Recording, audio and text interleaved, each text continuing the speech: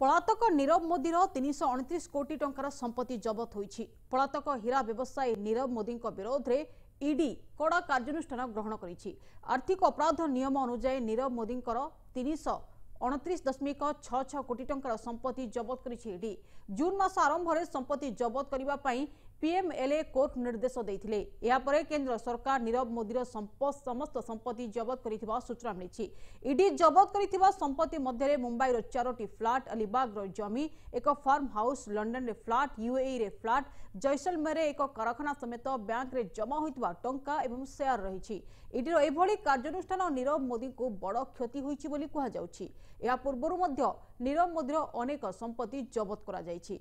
चलित वर्ष मार्च मासरे नीरव मोदीर संपत्ति नीलामी होइथिला, जेउथिरे सरकार 51 कोटी टंका आदाय करिसंती। सेबरे नीरव मोदी मालिकाना रे थिबा किछि कलाकृति को मार्च 2019 रे नीलामी डका जाइथिला। सेथिरु मध्य 55 कोटी टंका आदाय करिथिला ईडी।